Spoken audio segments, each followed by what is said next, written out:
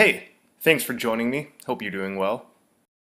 The School of Theosophy teaches that a series of 7 root races or humanities will develop during the present round of the Earth's spiritual evolution. We are currently in the 5th. Each lives on its own continent, a word referring not only to the main continental area where the evolution of a root race takes place, but also to all the dry land that exists during the life period of a root race. Just as the root races overlap, so parts of the continents of one root race become incorporated into the continental system of the next. Creation unfolds as a series of epochs. For each epoch, there is a day and a night. During your life, you experience day and night. Similarly, from a higher point of view, your entire life is one day. Death is the entrance into night. After night passes, a new day arrives, a new existence, and the same is true of these worlds. Related to this humanity, there have been many days and nights. We are now in the middle of a great cosmic day. In Sanskrit, what's called a Mahamanvantara.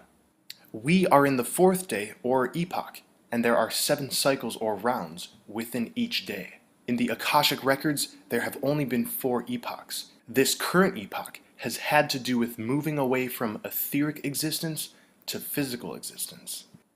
Helena Blavatsky writes, "We believe in the 7 continents, 4 of which have already lived their day. The 5th still exists, and 2 are to appear in the future." The first continent was the imperishable sacred land. Although little can be said of it, it capped over the whole North Pole like one unbroken crust. This was the home of the first race of mankind, the polar race, which had neither type nor color. These, our first ancestors, had ethereal, not physical bodies, and could not be injured or destroyed by death. We can absolutely draw a parallel to Plato's account of an original race that was deathless and non-breeding. In the Kabbalah of the Mayan Mysteries, Samael on Weor writes, "The Aztecs state that the human beings of the first root race were extraordinary, dark-colored giants. This was a very civilized, androgynous, asexual, semi-physical, semi-ethereal root race. The first root race lived on the sacred island situated in the North Polar Cap. That island still exists, yet it is in a jinn state within the 4th dimension. The second continent is very elusive. It's considered home of the second root race, the Greek Hyperborean race.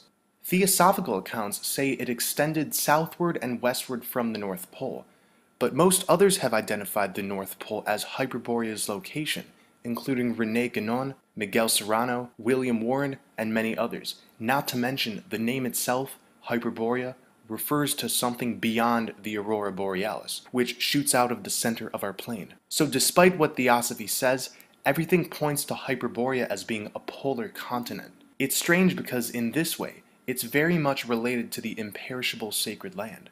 And one must ask, is the second continent simply the first continent in a later time period?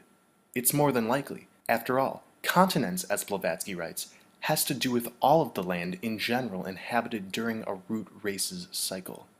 Let's go over to what Miguel Serrano has said in Na's Book of the Resurrection. He writes, "Hyperborea still exists, beyond the yellow sun and the black sun, in the ray of green light," suggesting that Hyperborea, once a continent existing at the North Pole, now has an etheric double within the realms of the green light, the aurora borealis. But this is pretty much what Samael on Weor wrote of the first continent. We'll resolve this later. The third continent is said to have stretched from the Indian Ocean to Australia, and this is known as Lemuria or Mu. This was when the gods walked the earth and mixed freely with mortals. All of these stories of Nephilim, Anunnaki, these originate in Lemuria, and this is also when the fall of man began. It was a slow process that kept up during the 4th continent. The survivors of the destruction of Lemuria gave birth to Atlantis. Hierarchies in society began, and worship of material goods started.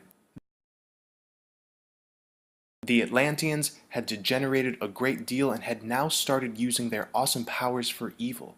Their magical science became black, and with these changes came horrible devices. The Atlanteans could now create a mental monster that could crystallize into existence through their willpower. Millions of people perished, and all of the powerful cities of Atlantis submerged within the ocean that now bears its name. The fifth continent is said to be Asia, where theosophical writings tell us the fifth root race began. Of course, we're still in this race time period, so all dry land is the fifth continent. It's said that this Aryan root race, instead of evolving, has devolved, and its corruption is now worse than that of the Atlanteans in their epoch. And there are two more continents and races that have yet to exist within this great cosmic day. The account preserved in the book of Genesis can be interpreted to agree with Blavatsky's first four races. Genesis actually points to four different creation stories within one creation story. The first, the creation by the Elohim of a male and female spiritual Adam. The second creation story tells of a more materialized being made of the dust of the earth and placed in Eden, which in theosophy is recognized as the polar homeland. The third creation story tells of the separation into sexes, and the last, the definitive entry into physical bodies and the exclusion from Eden. In this way, this great cosmic day can not only be seen as four races and four continents, but it's describing the devolution from light bodies to dense physical bodies. René Guénon's account of Hyperborea resembles Blavatsky's in many ways. According to Guénon, this current Adamic cycle, which Guénon believed to be now nearing its close, began in the Hyperborean land called Tula, a similar name to the Greek capital city of Hyperborea called Thule. It was the first and supreme center, the archetypal sacred island, and its situation was literally polar at the origin. What manner of beings lived there, Guénon does not say, but he gives one to understand that our cycle of humanity began there, identifying, you guessed it, Mount Meru at the center of the earth, whom Blavatsky herself said of, Meru, the abode of the gods, was placed as before explained in the North Pole. Meru is the high abode of the gods. If we are to put together what so many authors and mystics have written, it's clear that the North Pole has significance as a flourishing paradise. Although right now we cannot resolve the odd tension between the polar and Hyperborean race, but we can gather enough of an idea. In Blavatsky's cosmogony, the first root race was created from pure spirit, and again, lived at the North Pole. This sacred land is stated never to have shared the fate of the other continents because it is the only one whose destiny is to last from the beginning to the end. While every race has and will be destroyed, this first race remains existing and flourishing today, housing the original divine consciousness. Accordingly, it is the cradle of the first man and the dwelling of the last divine mortal. Blavatsky writes, if the teaching is understood correctly, the first continent which came into existence capped over the whole North Pole like one unbroken crust, and remains so to this day, beyond that inland sea which seemed like an unreachable mirage to the few Arctic travelers who perceived it. Terms such as the blessed land of eternal light and summer, and the land of the eternal sun, are throughout theosophy literature, and this is referring to this continent and to the central sun, which neither sets nor rises in this imperishable land. Tibetan sacred texts speak of a mystical kingdom called Shambhala, where the most sacred of the Buddhist teachings are preserved. Both the Hindu and Buddhist traditions say it contains a magnificent central palace radiating a powerful, diamond-like light. Buddhist texts say that Shambhala can only be reached by a long and difficult journey across a wilderness of deserts and mountains, and warn that only those who are called and have the necessary spiritual preparation will be able to find it. Others will only find blinding storms, empty mountains, or even death. One text says that the kingdom of Shambhala is round, but it is usually depicted as an 8-petaled lotus. I've said this before, a symbol of the heart chakra. Indeed, an old Tibetan story states that the kingdom of Shambhala is in your own heart. The guidebooks to Shambhala, whose puzzling directions are a mixture of realism and fantasy, can be read on one level as instructions for taking an inner journey from the familiar world of the surface consciousness through the wilds of the subconscious to the hidden sanctuary of the superconscious. But even so, The idea that Shambhala is also located in the material world is firmly rooted in Tibetan tradition. Shambhala, our spiritual home, is said in Theosophy to comprise two localities on Earth. One of them is situated in the highlands of Asia, somewhere to the westward of the meridian line passing through Lhasa.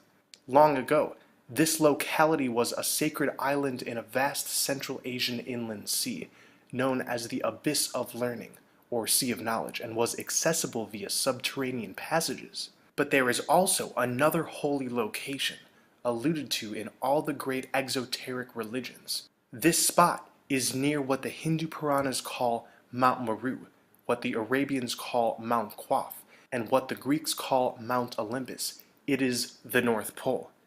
As one approaches the North Pole from the snowy Arctic, the air actually becomes warmer and warmer, the snow cover thinner and thinner, until there are only grassy tundras, flowers, and a subtropical climate. This is the atmosphere of the center landmass enveloping Mount Meru. We originally emerged from this subterranean place many incarnations ago, and this idea isn't new. Many Native American peoples believe that their ancestors originated in a joyous subterranean realm.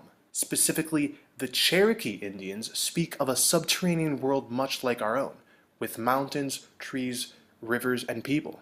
The Aztecs hold that their ancestors came from a land called Aztlan, and that after escaping its destruction, they ended up in a cavern called Chico-Maztac, or the Seven Cavern Cities of Gold, where they lived before emerging to the surface world. Much like the different continents of Theosophy, the Hopis believe that there have been a succession of 4 worlds. Some chosen people were saved from the disasters that destroyed the first 2 worlds by taking refuge underground, and some survived the destruction of the 3rd world by being sealed inside hollow reeds. The Pima Indians speak of the emergence into our world being effected through a spiral hole that was bored up to the Earth's surface. And legends of origins in subterranean lands are also found in Africa and Australia. The Aboriginals believe their ancestors came up out of the ground, traveled about the country and created new tribes, then ultimately journeyed away beyond the confines of their territory or went down into the ground again. According to the native traditions of the Caroline Islands, Papua New Guinea, and Malaysia, a subterranean race of giants went underground in ancient times. These giants, once inhabitants of the lost continent of Chamat, will one day emerge and remake the world. Tribes in Bengal and Burma hold these similar beliefs as well. The Zoroastrian Avesta refers to the mediator angel Srosha dwelling on the cosmic mountain Hare, the Persian equivalent of Mount Meru at the Bridge of Decision, leading to paradise. Similarly, the Hindu myths remind us that at the summit of Meru encircles Brahma's golden city. The Mandean Gnostics believed in an ideal version of Earth called Mishunya Kushta, an Earth of light, peopled by a divine race of superhumans, and this was situated in the far north, separated from our world by a high mountain. Mishunya Kushta was said to exist between heaven and earth, just like Mount Meru. In Mandean Gnosis, every being in the physical universe has its counterpart in the heavenly earth of Mishunya Kushta, inhabited by the descendants of a mystical Adam and Eve. When one enters Mishunya Kushta, one abandons his body and takes on the subtle body of his etheric alter ego. This is an internal process as much as it is external. Shambhala is in the heart, but it's also at the end of our compasses. What does this process look like 100%? I really can't say until we get there. But what's clear is there's definitely a stargate, a cosmic elevator at the North Pole, leading into an advanced civilization, and perhaps other realms. When we go through it, we have the ability to gain superhuman abilities dictated by the shedding of these dense physical body suits. This is the true second coming, the apocalypse, the return to Zion, the exodus, and the resurrection of the tree of life. In 2019, we are expecting to go back to the imperishable sacred land. We have gathered under blood over intent as our metaphysical ticket to get to the center. And if you feel compelled, replicate the videos you see and publish them beside ours. Once again, thank you for watching. I love you all.